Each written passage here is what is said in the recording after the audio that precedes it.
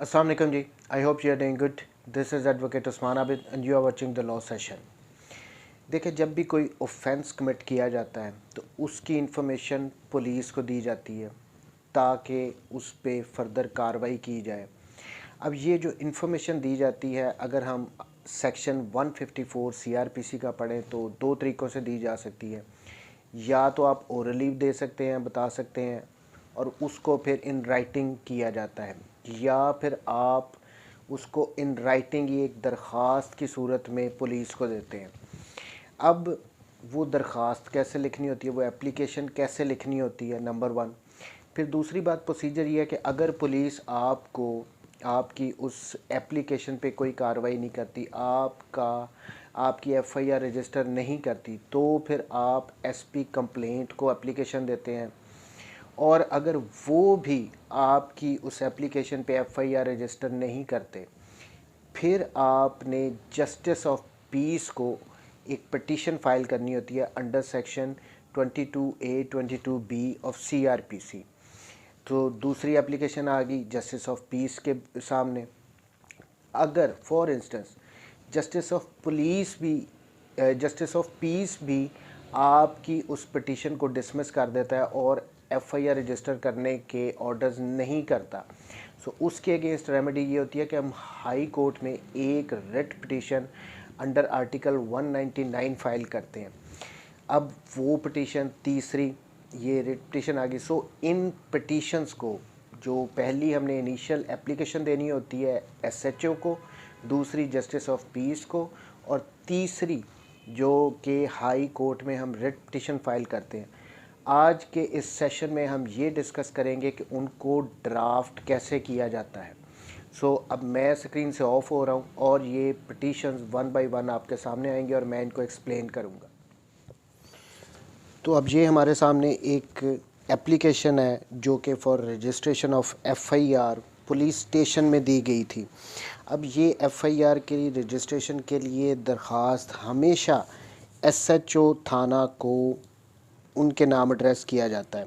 बखिदमत जनाब एसएचओ साहब थाना न्यू मुल्तान। अब ये एक टाइप की हुई दरख्वास्त है, ज़रूरी नहीं कि हमने टाइप की हुई दरख्वास्त ही वहाँ पे देनी है थाने में, हम हैंड रिटन भी दे सकते हैं। अब इसमें फिर उन्वान इन्होंने दिया है दरख्वास्त अंदराज मुकदमा के फॉर रजिस्ट्रेशन ऑफ एफआईआर ये दरख्वास्त दी जा रही है। ये उन्वान है इस एप्लीकेशन का, और किसके ख़िलाफ़ एक्यूज़ का नाम और उसका पूरा एड्रेस भी यहाँ पे बता दिया गया कि ये एक्यूज़ है, ये यहाँ पे रहता है, इसके ख़िलाफ़ हम एफआईआर रजिस्टर करवाना चाहते हैं। अब जैसे आम ज़िंदगी में दरख्वास्तें लिखते हैं, हमेशा ये भी वैसे ही लिखी जाती है। जनाब अली गुजारिश है कि पाक मदीना इंस्टॉलमेंट, जो भी आपकी स्टोरी है वो यहाँ पे फिर लिख दी जाती है। अब यहाँ पे कुछ चीज़ें ज़हन में रखने वाली हैं, क्योंकि ये बेसिकली यहाँ से हमारा एक क्रिमिनल केस का शुरुआत हो रही है, वो स्टार्ट हो रहा है। गवाहों के नाम यहाँ पे मेंशन करने होते हैं। फिर उसके अलावा डेट एंड टाइम, किस जगह पे ये अक्रंस हुई, किस डेट पे हुई, किस वक्त पे हुई, कौन कौन से विटनेसेस थे, उनके क्या एड्रेस थे, सब कुछ यहाँ पे बहुत सोच समझ के लिखना चाहिए, क्योंकि इसी की बेस पे यही एफआईआर में फिर इसी एप्लीकेशन की स्टोरी डिट्टो वहाँ पे लिख दी जाती है, इसमें कोई चेंजिंग नहीं की जाती। ये बहुत सोच समझ के कोई भी आप एफआईआर करवा रहे हैं तो इसको लिखना चाहिए। अब इसके बाद जैसे आम एप्लीकेशन में लिखते हैं नवाजिश होगी अर्ज़े, अब यहाँ पे डेट भी डाली जाती है 2021 मैंने लिख दी है। फिर जो कंप्लेनेंट होता है इंफॉर्मेंट, उसका नाम, उसके सिग्नेचर, उसका फ़ोन नंबर, उसका एड्रेस ये मेंशन किए जाते हैं। ये एक सिंपल सी एप्लीकेशन होती है बट बहुत इम्पॉर्टेंट होती है। इसमें अगर गलती करोगे तो वो गलती एफआईआर में आएगी और पूरे प्रोसिक्यूशन के केस को वो गलती फिर इफ़ेक्ट करेगी। हमेशा date, time, place of occurrence, witnesses के नाम, ये सारा कुछ यहाँ पे मेंशन करना चाहिए। अब इसके बाद अब हम ये पहली एप्लीकेशन होगी एसएचओ को दी। अगर यहाँ पे एसएचओ ने एफआईआर रजिस्टर नहीं की तो फिर आप एसपी कंप्लेंट को भी सेम लाइक इसी तरह की एक एप्लीकेशन लिख के स्टोरी चेंज नहीं करनी, स्टोरी यही होनी चाहिए, वो एप्लीकेशन आप वहाँ पे देते हैं। अगर वो भी आपकी एफआईआर को रजिस्टर नहीं करते तो फिर आप जस्टिस ऑफ पीस के पास पिटीशन फाइल करते हैं under section 22A 22B justice of piece के पास कि मेरी एफआईआर रजिस्टर नहीं कर रही, मैंने एप्लीकेशन दी थी, पुलिस स्टेशन में दी थी, फिर एसपी कंप्लेंट को दी थी, तो अब आप मेरे मैटर को सुने। अब इसमें हमेशा अदालत, क्योंकि ये जो जस्टिस ऑफ पीस होता है ये सेशन जज की पावर्स है जो कि अब एडिशनल सेशन जजेस के पास होती हैं। तो इलाके का जो हमारा एडिशनल सेशन जज होता है हमेशा अदालत जनाब एडिशनल सेशन जज साहब, justice of piece, Sahiwal Multan, Khanewal, मियाँ चन्नू, कबीर वाला, जहाँ का भी हो, ये उनके नाम एड्रेस किया जाता है। उसके बाद कुछ जगह छोड़ी जाती है, जैसे कि इसमें भी छोड़ी गई है क्योंकि यहाँ पे स्टैंप वगैरह लगनी होती हैं। उसके बाद नेक्स्ट आता है कि कंप्लेनेंट कौन है, वो मोहम्मद जावेद, उसने एप्लीकेशन दी थी, उसका सारा एड्रेस वगैरह आता है बनाम। अब इसमें सबसे पहले देखें, मैंने कहा कि 2 जगह पे इससे पहले एप्लीकेशन देनी होती है, पुलिस स्टेशन में और एसपी इन्वेस्टिगेशन को कंप्लेंट सेल जो बनाया गया वहाँ पे देनी होती है। अब इसमें पहला जो हमारा होगा रिस्पोंडेंट वो होगा एसपी इन्वेस्टिगेशन, क्योंकि हमने उसको एप्लीकेशन दिया, उसने हमारी एफआईआर रजिस्टर नहीं की। उसके बाद एसएचओ, जिस भी थाने में आपने एप्लीकेशन दी थी उसके एसएचओ को हम पार्टी बनाते हैं। उसके बाद जितने भी बंदे प्राइवेट बंदे जिनका हमने नाम एफआईआर वो पहली एप्लीकेशन में मेंशन किया था, जिनके अगेंस्ट हम एफआईआर रजिस्टर करवाना चाहते हैं, उन सब के नाम यहाँ पे लिखे जाते हैं 5-6। अब जैसे इसमें 4 पर्सन जो हैं वो प्राइवेट हैं जिनके अगेंस्ट हम एफआईआर रजिस्टर करवाना चाहते हैं, और एक एसपी इन्वेस्टिगेशन और एसएचओ होता है। अब पहले एसपी इन्वेस्टिगेशन, फिर एसएचओ, और उसके बाद प्राइवेट पर्सनस। फिर ऑब्वियसली हेडिंग पिटीशन ज़ेर दफ़ा 22A 22B ज़ुआद फ़े का मतलब होता है ज़ाब्ता फ़ौजदारी, CRPC, बाबत इंदराज मुकदमा, ये हेडिंग आ गई। अब इसमें जो स्टोरी हमने उस एप्लीकेशन में लिखी होती है उसको चेंज नहीं करना, सेम एज इट इज़ वो स्टोरी हमने यहाँ पे मेंशन करनी है। अगर वो स्टोरी ही हम चेंज कर देंगे तो ये एप्लीकेशन स्ट्रेट अवे डिसमिस हो जाएगी कि आप अपने वर्जन को इम्प्रूव क्यों कर रहे हो। सो वही स्टोरी जो एप्लीकेशन की है वो हमने यहाँ पे फिर पैरों में मेंशन करना है। जैसे यहाँ पे अब 3 पैरों में सेम स्टोरी इन्होंने मेंशन किया। अब इसमें विटनेसेस भी वही हैं, टाइम एंड प्लेस ऑफ अक्रंस भी वही है, कुछ भी चेंज नहीं किया, सेम डिटो स्टोरी लिखनी है। उसके बाद हमने एंड में 22A में कुछ ख़ास पैराग्राफ्स होते हैं वो लिखने होते हैं, जैसे कि ये कि साइल पिटिशनर ने बराए इंदराज मुकदमा रिस्पोंडेंट नंबर 1 और 2 को दरख्वास्त गुजारी, ताहल कोई कार्रवाई अमल में ना लाई है जिससे ज़रूरत पिटीशन हाज़ा लाहक हुई। इसका मतलब है हमने जो ये नंबर 1, 2 इनको इससे पहले एप्लीकेशन दी थी, इन्होंने हमारी एप्लीकेशन पे एफआईआर रजिस्टर नहीं की, so that's why we have to come to the court of justice of peace कि हमारी एफआईआर रजिस्टर करो। सो ये मेंशन करना ज़रूरी होता है कि हमने इससे पहले इनको दरख्वास्तें दी हुई हैं, हमने पूरा प्रोसीजर अडॉप्ट किया लेकिन हमारी एफआईआर रजिस्टर नहीं हो रही। ये नेक्स्ट वन फिर देख लें, ये कि साइल पिटिशनर के पास अब अदालत हजूर के अलावा इंसाफ के लिए कोई और दरवाज़ा नहीं, यानी मैं कहीं और जा नहीं सकता, मेरे पास नेक्स्ट रेमेडी यही है कि मैं जस्टिस ऑफ पीस के पास आऊँ। बयान हल्फी लफाजा है, यानी इस ऐप जो भी हमने पिटीशन फ़ाइल करनी होती है उसके साथ बयान हल्फी जो कंप्लेनेंट होता है उसका लाजमी लगना होता है। सो ये हमने यहाँ पे मेंशन भी करना होता है। अब इसमें फिर ऑब्वियसली इस्तदा लिखते हैं, उर्दू में इस्तदा, इंग्लिश में इसको प्रेयर कहते हैं। बहालाते बाला अदब से इस्तदा है कि पिटीशन हाजा मंजूर फरमाते हुए रिस्पोंडेंट नंबर 1 और 2 को हदायत फरमाई जाए कि रिस्पोंडेंट नंबर 3 था 6 के ख़िलाफ़ मुकदमा दर्ज करके पिटीशनर की दाद रसी करे। अब यहाँ पे प्रेयर में वो क्या मांग रहा है, वो ये मांग रहा है जस्टिस ऑफ पीस से कि रिस्पोंडेंट नंबर 1 और 2 एसपी इन्वेस्टिगेशन और एसएचओ इनको डायरेक्ट करें कि जो प्राइवेट रिस्पोंडेंट्स थे जिनके अगेंस्ट मेरी कोई ग्रीवेंस है उनके ख़िलाफ़ एफ़आईआर वो रजिस्टर करें। बेसिकली जस्टिस ऑफ पीस के पास तो हम तभी इसीलिए आ रहे हैं ना कि हमारी एफ़आईआर रजिस्टर नहीं हो रही। अब यहाँ पे फिर सेम लाइक अर्ज़े लिखते हैं, फिर उसके बाद जो भी कंप्लेनेंट होता है, पिटिशनर होता है, उसका नाम, एड्रेस वगैरह सब कुछ लिख के यहाँ पे साइन भी होते हैं। और चूँकि ये हम कोर्ट में एप्लीकेशन दे रहे हैं इसलिए बज़रिया कौंसल जो भी वकील साहब होते हैं उनका नाम और सिग्नेचर्स वगैरह आते हैं। ये याद रखना है कि जो हम एप्लीकेशन पुलिस स्टेशन में देते हैं उसमें कभी भी काउंसिल के सिग्नेचर्स नहीं होते, ना उनका नाम होता है, क्योंकि वो एक कंप्लेनेंट ने खुद जाके ज़ाती हैसियत में एप्लीकेशन देनी होती है। उसमें वकील साहब का कोई काम नहीं होता। वकील साहब का काम यहाँ से शुरू होता है जब जस्टिस ऑफ पीस की कोर्ट में ये petition under section 22 A 22B file की जाती है। अब फॉर इंस्टेंस इस पिटीशन पे भी ऑर्डर नहीं हुए, ये जस्टिस ऑफ पीस साहब ने अगर हमारी पिटीशन फिर डिसमिस कर दिया कि आपकी एफ़आईआर नहीं बनती, हम ऑर्डर नहीं करते, इस पिटीशन को वो डिसमिस करते हैं, तो उसके अगेंस्ट या उन्होंने अगर पिटीशन को अलाउ करके एफ़आईआर दर्ज करने का ऑर्डर कर दिया हो, दोनों सूरतों में नेक्स्ट रेमेडी हमारे पास होती है, हमने हाई कोर्ट को अप्रोच करना होता है कि ये जस्टिस ऑफ पीस का जो ऑर्डर है वो गलत है। अब जैसे इस केस में क्या हुआ था, इस केस में हुआ था from the contents of petition cognizable offence is made out, hence petition is and is allowed respondent number 1 and 2 directed to register and FIR।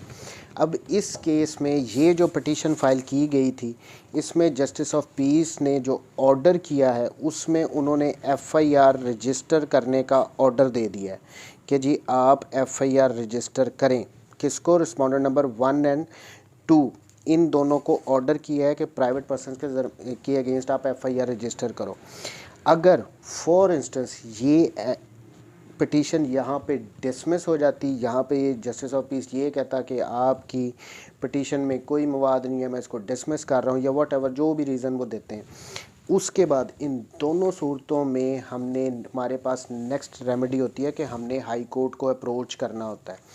अब हाई कोर्ट में हम एक रिट पिटीशन फाइल करते हैं अंडर आर्टिकल 199। अब high court में जो petition file करते हैं, अब ये मेरा ही फाइल की हुई ये केस है, इसमें ऑब्वियसली हाई कोर्ट के अपने पैटर्न होते हैं कि हमने यहाँ पे पहले तो इंडेक्स देना होता है कि इसमें हमने कौन कौन से पेज पे कौन कौन सा डॉक्यूमेंट है वो हमने हाई कोर्ट में मेंशन करना होता है। अब जो मेन पिटीशन की तरफ आते हैं कि मेन पिटीशन कैसे ड्राफ्ट की जाती है। सबसे टॉप पे हमेशा, चाहे सिविल हो चाहे क्रिमिनल केस हो, टॉप पे हमेशा कोर्ट का नाम होता है। In the Lahore high court Multan bench Multan, ये मुल्तान में फ़ाइल की गई है। फिर रिट पिटीशन और रिट पिटीशन नंबर के लिए जगह छोड़ दी जाती है जो कि ऑफिस हमें नंबर अलाउ करता है। फिर उसके बाद यहाँ पे हमेशा कंप्लेनेंट का नाम, जो भी पिटीशनर है जो भी पिटीशनर है जिसके अगेंस्ट एफ़आईआर का ऑर्डर हुआ है या जिसकी एफ़आईआर रजिस्टर नहीं हुई, जिसके भी अगेंस्ट जो भी जस्टिस ऑफ पीस के ऑर्डर से उससे एग्री नहीं कर रहा, उसको चैलेंज कर रहा है, वो पिटीशनर होता है। तो यहाँ पे राव इमरान साहब के ख़िलाफ़ ऑर्डर हो गए थे एफ़आईआर के, तो इनकी पूरी डिटेल, ये पिटीशनर है वर्सेस अब इसमें एक और एडिशन हो गई है। यहाँ पे नंबर 1 पे जो रिस्पोंडेंट आएंगे उसमें एडिशनल सेशन जज जस्टिस ऑफ पीस, इनको भी पार्टी बनाया जाता है क्योंकि इन्हीं का ऑर्डर हम आगे चैलेंज कर रहे हैं। उसके बाद ऑब्वियसली DPO साहिवाल, SHO जो थाने का होता है, ये होते हैं। अब देखें जस्टिस ऑफ पीस के पिटीशन में 2 थे, एक SHO और एक SP इन्वेस्टिगेशन। यहाँ पे जस्टिस ऑफ पीस भी पार्टी बनेगा क्योंकि उनके ऑर्डर को आप चैलेंज कर रहे हो। फिर प्राइवेट बंदा जिसके फेवर में ऑर्डर हुआ है उसका नाम होता है। अब ये इसमें 4, 5, 6, 7 ये सारे रिस्पोंडेंट्स होंगे। अब सॉरी, ये सारे नंबर 4 रिस्पोंडेंट है, ये परफॉर्मा रिस्पोंडेंट, ये वो 5, 6, 7 है जिनके अगेंस्ट इस पिटिशनर को कोई भी ग्रीवेंस नहीं है, ये उनके नाम है परफॉर्मा रिस्पोंडेंट में। अब फिर आगे रिट पिटीशन का टाइटल होता है।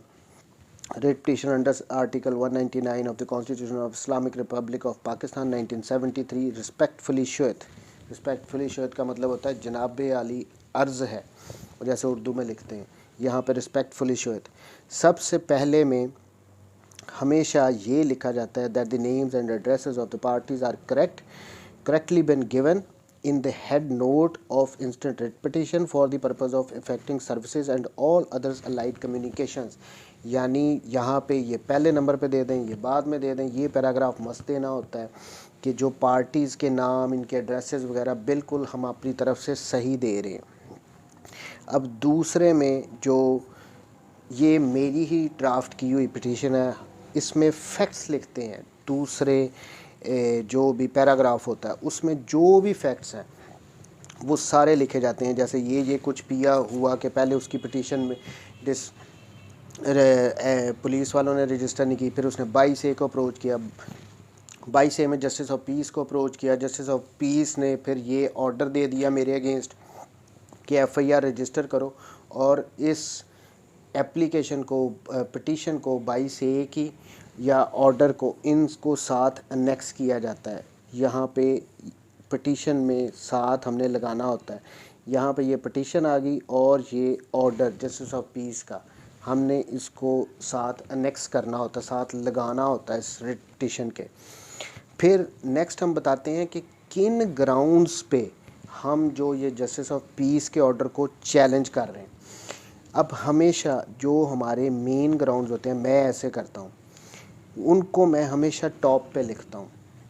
जो भी मेरे मेन ग्राउंड होंगे, सबसे सॉलिड होंगे, वो मैं टॉप पे लिखूँगा। देखें नॉर्मली क्या होता है कि यहाँ पे वकला हज़रात वो ये करते हैं कि वो स्टेनो को भेज देते हैं कि जी ये फैक्ट्स हैं तो पिटीशन बना दो। वो स्टेनो एक किस्म की 100 पिटीशनें बना रहा होता है दिन में बैठा, तो उसके वो ख़ास फ़िक्रे होते हैं जो हर पिटीशन में उसने लिखे होते हैं।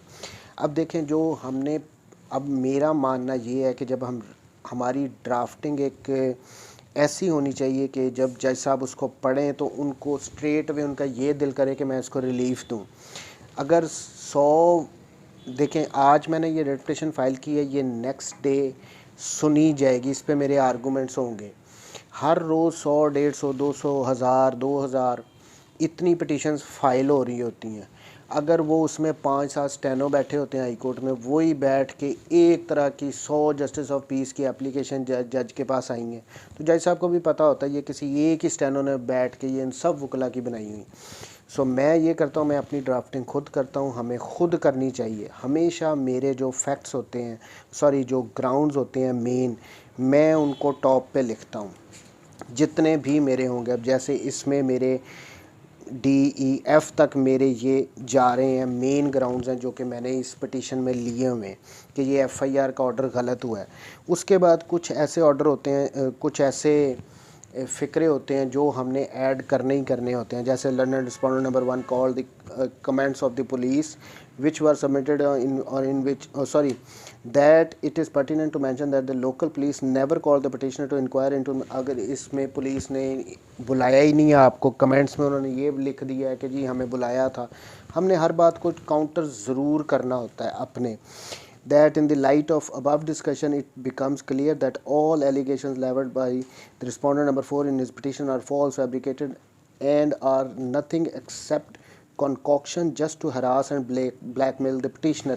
So इस किस्म की हर बातें हमने लिखनी है कि उसने किस वजह से ये मुझे ब्लैकमेल करने के लिए, मुझे हरास करने के लिए उसने ये पिटीशन दी है, और जस्टिस ऑफ पीस साहब ने उसको मान भी लिया, उसकी बात कोई मवाद भी नहीं था। That the learned respondent number 1 while passing the impugned order did not try to dig out the truth। यानी जस्टिस ऑफ पीस साहब ने सच को गौर उसमें गहराई में जाने की बजाय सरसरी सा उनको सुन के तो ऑर्डर पास कर दिया। हमने जस्टिस ऑफ पीस साहब के ऑर्डर को चैलेंज किया है, इस वजह से हमें सारे ग्राउंड्स लेने चाहिए।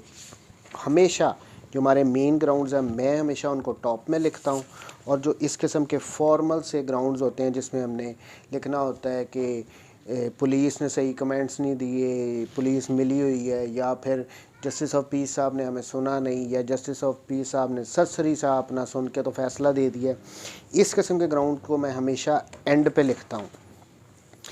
अब यहाँ पे एक फ़िक्रा, अब क्या करते हैं जो स्टेनोज बैठा होते हैं उन्होंने क्या करने होते हैं, इसी एक फ़िक्रे के 5-6 फ़िक्रे बना देते हैं। लेकिन मैं हमेशा एक ही फ़िक्रे में स्टेटमेंट्स अपनी को एक पैराग्राफ में एक भी बात करनी है, लेकिन ये नहीं हो कि रेपिटेशन हो। कोशिश करें कि एक बात का एक पैराग्राफ हो, उसको जितना कंसाइजली आप लिख सकते हैं और पूरी बात उसमें लिखनी है, रेपिटेशन नहीं करनी कि एक ही ग्राउंड के 3-4 पैराग्राफ लिख दिए। अब ये यहाँ पे that the impugned order dated, ये जो मेरा इम्प्यूग्ड ऑर्डर है जिसको मैं चैलेंज कर रहा हूँ, passed by the learner respondent number 1 is illegal, unlawful, arbitrary, contrary to the law and facts and is liable to be set aside। मैंने एक ही फ़िक्रे में सारी बातें कर दी हैं कि ये जो ऑर्डर पास किया गया जस्टिस ऑफ पीस का, ये आर्बिट्रेरी अनलॉफुल है, इसको सेट असाइड होना चाहिए। अब यहाँ पे जो स्टैनोज होते हैं वो इसके 3-4 पैरे उन्होंने बनाए होते हैं। अब यहाँ पे ये एक पैरा बहुत इंपॉर्टेंट है, ये मस्ट हमने लिखना होता है, that there is no other alternate efficacious speedy remedy available to the petitioner except to invoke extraordinary constitution। अब ये फ़िक्रा लिखने का मकसद ये है कि हाई कोर्ट में याद रखना है, हमने तभी हाई कोर्ट को अप्रोच कर सकते हैं जब हमारे पास कोई और रेमेडी, कोई और फॉर्म अवेलेबल ना हो। जैसे कि अब कानून में क्या है कि आप पुलिस के पास जाएं एफआईआर रजिस्टर करवाने के लिए, वो नहीं करता तो जस्टिस ऑफ पीस के पास जाएं, एंड दैट्स इट। बट यहाँ पे हमारे पास कोई और फॉर्म है ही नहीं। अगर हम फिर भी उसको चैलेंज करना चाहते हैं तो आर्टिकल 199 कॉन्स्टिट्यूशन का ये कहता है कि हाई कोर्ट के पास आप आ जाएं जब आपके पास कोई अदर रेमेडी ना हो। तो इसलिए हम इसको हाई कोर्ट में फिर चैलेंज करें, इसलिए ये फ़िक्रा मेंशन करना ज़रूरी है। फॉर इंस्टेंस अगर हमने पुलिस को एक एफआईआर रजिस्टर करने के लिए एक एप्लीकेशन दी, उसने मेरी एफआईआर रजिस्टर ही नहीं की, मैं अगर डायरेक्ट हाई कोर्ट में आके ये रिट पिटीशन फाइल कर दूंगा तो ये स्ट्रेट अवे पहली डेट पे ही डिसमिस हो जाएगी। रीज़न कि मैं एक जो फॉर्म मुझे अवेलेबल था मैं उसको स्किप करके आ गया हूँ, जो कि जस्टिस ऑफ पीस का था, मैं उसके पास गया नहीं, मैं डायरेक्ट हाई कोर्ट आ गया हूँ। सो हाई कोर्ट में हमने तभी आना है जब हम तमाम अपने फॉरम्स को एग्जॉस्ट कर चुके हों। नेक्स्ट फिर आता है प्रेयर हमने लिखनी होती है, जिसको उर्दू में इस्तदा कहते हैं। Under the above submissions it is most respectfully prayed that this writ petition may very kindly be accepted. अब मेरी इस पिटीशन को एक्सेप्ट किया जाए, and impugned order dated so and so passed by the learned respondent number 1 may very graciously be set aside. जो justice of peace का order है उसको भी डिक्लेयर करो कि ये अनलॉफुल है, इसको ख़त्म कर दिया जाए, इसको सेट असाइड किया जाए और मेरी इस पिटीशन को एक्सेप्ट किया जाए। जैसे कि इस पिटीशन में जस्टिस ऑफ पीस ने एफआईआर के ऑर्डर किए थे तो मैं उस ऑर्डर के अगेंस्ट आया हूँ। It is further prayed that the final till the final decision of the instant writ petition, the operation of impugned order, कि जब तक अब एफआईआर के नीचे ऑर्डर हुए हैं, साथ में ये भी प्रेयर कर रहा हूँ कि जब तक ये writ petition finally high court से डिसाइड नहीं होती तब तक मुझे स्टे दिया जाए कि मेरे अगेंस्ट एफआईआर रजिस्टर ना हो। अब ये एक फॉर्मल एक फ़िक्रा होता है, एनी अदर रिलीफ, कोई और रिलीफ अगर कोर्ट समझती है तो वो भी मुझे दे दें। अब इसमें फिर यहाँ पे पिटिशनर के साइन, फिर जो काउंसल होते हैं उनके साइन होते हैं जितने भी हों, और एंड पे सर्टिफिकेट देना होता है as per instructions of my client. It is first writ petition on the subject matter before this honourable court, यानी ये पहली पिटीशन फाइल कर रहे हैं इस मैटर पे, ये सर्टिफिकेट हमने वकला ने ज़रूर देना होता है। अगर दूसरी है तो हम लिखेंगे सेकंड रिट पिटीशन। हम कोई बात भी कंसील नहीं कर सकते, ये नहीं हो सकता कि एक रिट पिटीशन मैंने पहले फ़ाइल की थी इसी तरह की, वो डिसमिस हो गई, मैंने जाके नई फ़ाइल कर दी और कोर्ट को मैं वहाँ पे लिख रहा हूँ कि फ़र्स्ट पिटीशन है। सो यहाँ पे हमने मेंशन करना होता है ये पहली है, दूसरी है, और यहाँ पे एडवोकेट साहब के साइन होते हैं जो कि मेरे हैं। अब इसके साथ हमने जो डॉक्यूमेंट्स लगाने होते हैं हाई कोर्ट में रिट पिटीशन के लिए, एफआईआर रजिस्टर के लिए, या एफआईआर के ऑर्डर हो गए उसको ख़त्म कराने के लिए, सो अर्जेंट फॉर्म लगता है, एक 500 रुपये का स्टैम्प पेपर स्टाम्प लगता है। फिर रिट पिटीशन विद एफिडेविट, ये रिट पिटीशन है जो मेन, और इसके साथ मेरा जो एफिडेविट होता है वो भी लगता है। फिर आता है कॉपी ऑफ एप्लीकेशन, यानी जो 22A 22B की एप्लीकेशन है वो साथ लगती है। पुलिस ने जो कमेंट्स दिए हों वो साथ लगते हैं। जो इम्प्यूग्ड ऑर्डर हो जिसको हम चैलेंज कर रहे हो 22A के, उसको हम मेंशन करते हैं। फिर फर्दर जो भी डॉक्यूमेंट्स मेरी फेवर में है मैं उनको साथ लगाऊंगा यहाँ पे। जैसे अब यहाँ पे कोई पार्टनरशिप डीड थी जो कि मैंने प्रोड्यूस करनी थी, तो मैंने यहाँ पे रेट पिटीशन में वो साथ लगा दी। फिर स्टे एप्लीकेशन विद एफिडेविट, यानी कि एक स्टे की एप्लीकेशन भी मैं यहाँ पे साथ लगा रहा हूँ, ताकि जब तक ये पिटीशन डिसाइड नहीं होती तब तक मुझे मेरे ख़िलाफ़ एफआईआर रजिस्टर ना की जाए। अब वो पिटीशन है, सॉरी, ये suspension of operation of the impugned order, ये एक एप्लीकेशन मैं साथ लगाता हूँ कि जब तक ये पिटीशन डिसाइड नहीं होती मेरे ख़िलाफ़ एफआईआर ना रजिस्टर की जाए। पावर ऑफ अटॉर्नी, मेरा वकील का वकालतनामा साथ लगता है।